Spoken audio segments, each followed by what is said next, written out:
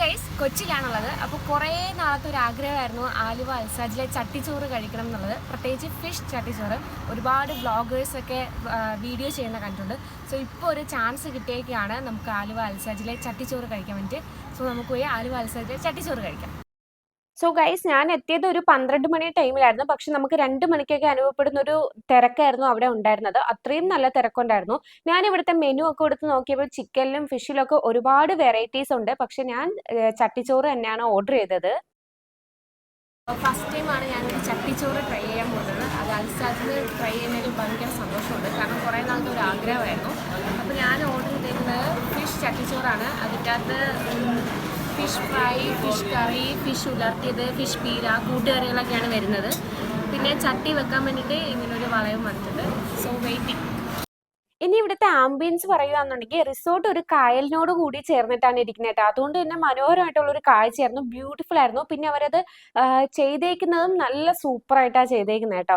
ഇനി നമുക്ക് കുറച്ച് നേരം വെയിറ്റ് ചെയ്ത് കഴിഞ്ഞപ്പോഴത്തേക്ക് ഒരു ചട്ടിയിൽ നിറയെ കറികളും ചോറും പപ്പടവും ഒക്കെ ആയിട്ട് വന്നു.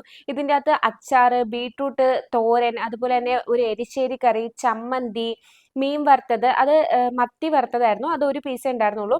പിന്നെ നമ്മുടെ കൊഞ്ച്, പിന്നെ നെത്തോലി പീര വറ്റിച്ചത്, കണവ, ഇതൊക്കെയായിരുന്നു ഉണ്ടായിരുന്നത്. പിന്നെ ഒരു ചൂര കറിയും ഉണ്ടായിരുന്നു.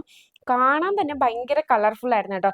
ഇപ്പൊ പറയുമ്പോഴും എനിക്ക് ഭയങ്കര കൊതി വരുന്നുണ്ട്. കാരണം അത്രയും ടേസ്റ്റ് ആയിരുന്നു ഗൈസ്, പറയാൻ പറ്റത്തില്ല. ഇതെല്ലാം കൂടെ ഇങ്ങനെ മിക്സ് ചെയ്ത് കഴിച്ചപ്പോൾ കിട്ടിയൊരു ടേസ്റ്റ് ഉണ്ടല്ലോ, സൂപ്പർ ആയിരുന്നു ഗൈസ്. നമ്മൾ എല്ലാം കൂടി മിക്സ് ചെയ്ത് കഴിക്കുമ്പോൾ കിട്ടുന്ന ഒരു ടേസ്റ്റ് വേറെ തന്നെയല്ലേ. അത് തന്നെയാണ് നമുക്ക് ഇവിടെ നിന്ന് കിട്ടുന്നത്. പിന്നെ നമുക്ക് ചിക്കനിലും ബീഫിലും ഒക്കെ ചട്ടിച്ചോറുണ്ട്. അതിലും കുറേ അധികം വെറൈറ്റി ഐറ്റംസ് ഉണ്ട്. പക്ഷെ എനിക്ക് ഫിഷിനോട് ഒരു താല്പര്യം ഉള്ളത് കൊണ്ട് ഞാൻ ഫിഷ് തന്നെയാണ് പറഞ്ഞത്. സൂപ്പർ ആയിരുന്നു ഗൈസ്. പിന്നെ അതെല്ലാം കഴിച്ച് കഴിഞ്ഞപ്പോഴത്തേക്ക് ഏകദേശം ഒരു ടൈം എടുത്തു കഴിച്ച് തീർക്കാൻ തന്നെ. പക്ഷെ നമുക്ക് മുഴുവനായിട്ട് ഒരു ചട്ടിച്ചോറ് കഴിച്ച് തീർക്കാൻ പറ്റിയിട്ടില്ല. ഇത്രയും ബാക്കി വന്നിട്ടുണ്ടായിരുന്നു. കാരണം അത് ഏകദേശം 2 പേർക്കുള്ള ഒരു ക്വാണ്ടിറ്റി ഉണ്ടായിരുന്നു ഷെയർ ചെയ്ത് കഴിക്കുകയാണെന്നുണ്ടെങ്കിൽ. അത് കഴിഞ്ഞിട്ട് ഒരു ലെമൺ ജ്യൂസും കൂടി ഓർഡർ ചെയ്തിട്ടുണ്ടായിരുന്നു.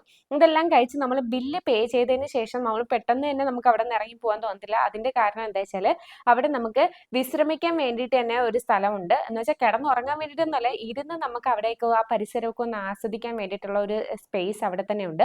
അതല്ല എന്നുണ്ടെങ്കിൽ നമുക്ക് താഴെ പോയി എന്തെങ്കിലും ഗെയിം ഒക്കെ കളിക്കണം എന്നുണ്ടെങ്കിലോ അല്ലെങ്കിൽ ഒന്ന് റിലാക്സ് ചെയ്യണമെന്നുണ്ടെങ്കിലൊക്കെ അടിപൊളിയായിട്ടുള്ള ഒരു സ്ഥലം കൂടിയാണ് ഈ ആലുവ അൽസാജിൽ അവർ ഒരുക്കിയേക്കുന്നത് കേട്ടോ. ഇനി അകത്തെ ആംബിയൻസ് പറയുവാണെങ്കിലും ഒരുപാട് ചെടിയൊക്കെ വെച്ചിട്ട് നല്ലൊരു ആംബിയൻസിലാണ് അത് ചെയ്തേക്കുന്നത്. ഒത്തിരി തിരക്കുള്ള ടൈമിൽ നമ്മൾ പോയി കഴിഞ്ഞാൽ നമുക്ക് സീറ്റ് കിട്ടാൻ ഭയങ്കര ബുദ്ധിമുട്ടായിരിക്കും കേട്ടോ. പക്ഷെ ഞാൻ 12 മണിക്ക് പോയിട്ടും നല്ല തിരക്കുണ്ടായിരുന്നു. അതുകൊണ്ട് നമ്മൾ കുറച്ചു നേരം വെയിറ്റ് ചെയ്യേണ്ടി വരും. അപ്പൊ നമ്മൾ മസ്റ്റ് ആയിട്ടും പോയിട്ടിരിക്കേണ്ട ഒരു സ്ഥലമാണ് ആലുവ അൽസാജ്. അപ്പൊ ഇതൊക്കെയാണ് ഇന്നത്തെ എന്റെ ഫുഡ് അടി വിശേഷങ്ങൾ. അപ്പൊ ഇനി അടുത്ത വീഡിയോയിൽ കാണാം ഗൈസ്. ടാറ്റാ.